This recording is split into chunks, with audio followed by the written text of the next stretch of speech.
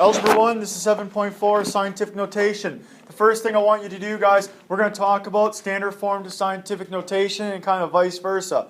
So, we got a four-step process that came from your book here, and it's move the decimal point until it's to the right of the first non-zero digit. The result is a real number A. Basically, all scientific numbers, scientific notation numbers, are between 1 and 10. It can be 1, but it cannot be 10. Because 10 would have two digits. We only want one digit in front of the decimal place. Standard form is like any number you see. Scientific notation is where we say it's times 10 to some power. Right? And then note the number of places, n, they're calling it n, and the direction you move the decimal point. Because that n value is your exponent on 10.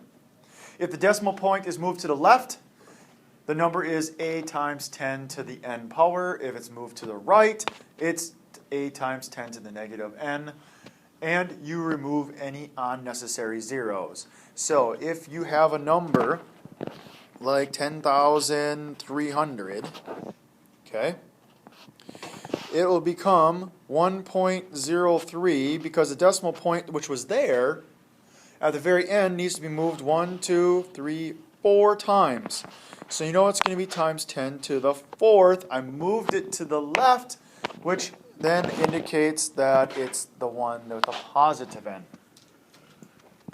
Notice that I did not put the extra two zeros, these two zeros, at the end of the 3 because they're not needed after. Okay? That's how we would switch from standard form to scientific form.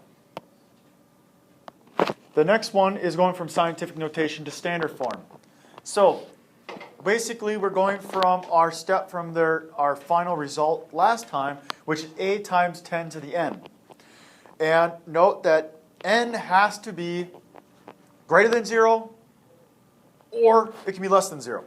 It cannot be equal to 0, because if it's equal to 0, then the whole scientific notation part just won't be there.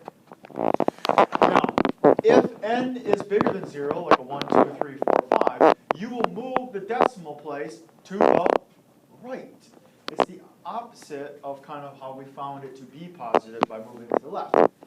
And vice versa, if it's less than 0, negative 1, negative 2, negative 3, negative 4, and so on, I will move it to the left. Because as an exponent, it'll be a negative exponent. That means it's kind of like dividing by 10. So either I'm multiplying by 10s, which moves decimal places to the right, or dividing by 10 moves decimal places to the left. And you'll insert zeros after the decimal point and commas and all those things. And there we go. So, an example. If I had something like 3.25 times 10 to the 4th power. It's a positive exponent of 4, which means, this is how I like to remember it, if I multiply it by 10 to the 4th power, that means it's going to get larger. So the number of 3.25 is going to get larger.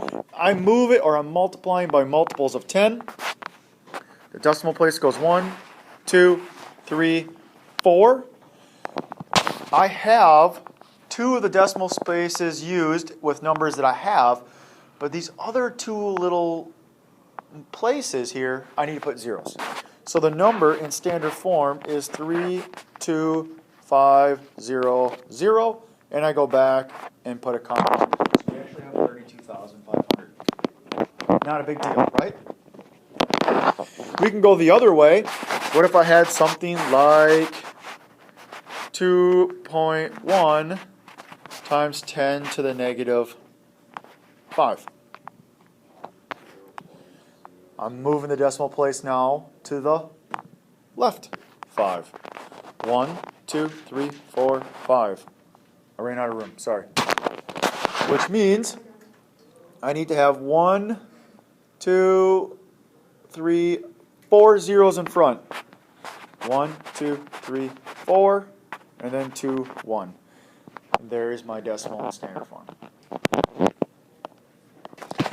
Next, we're going to use this idea of scientific notation, and we're going to use it to our advantage by multiplying numbers that are in scientific notation.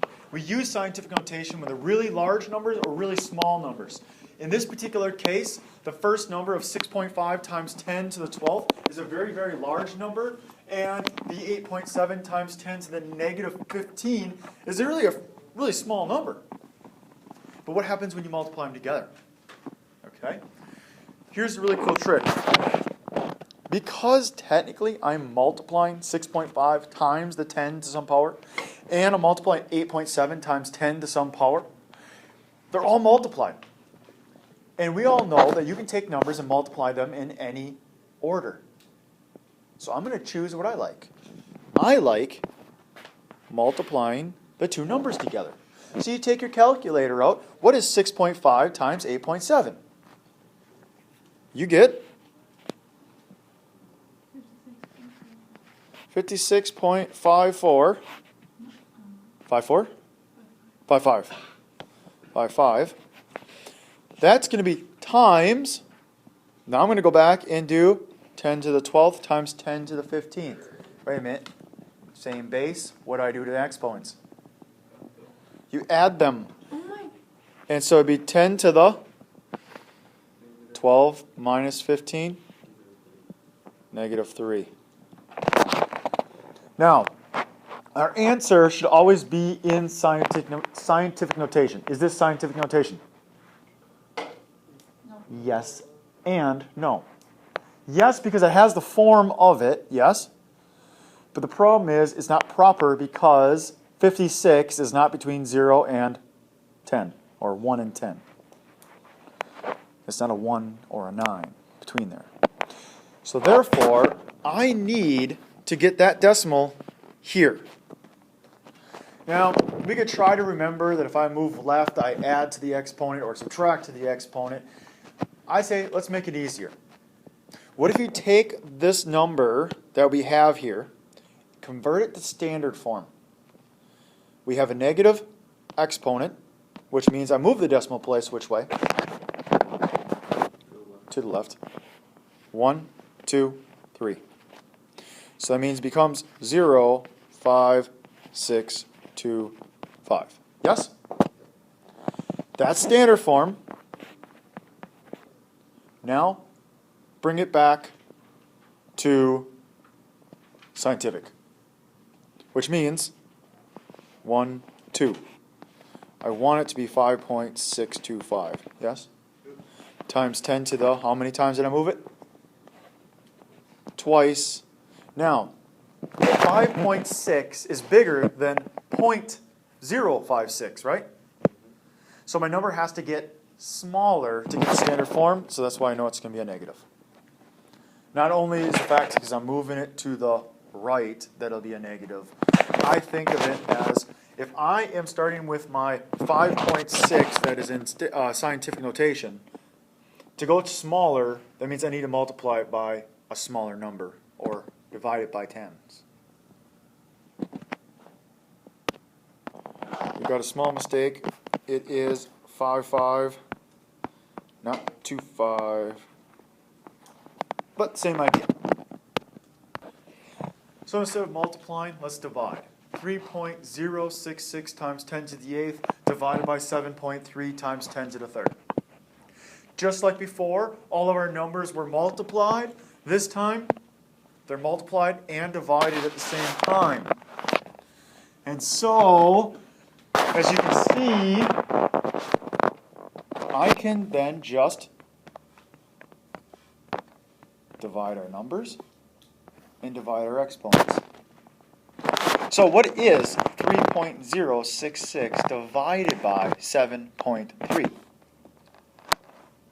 What do you get?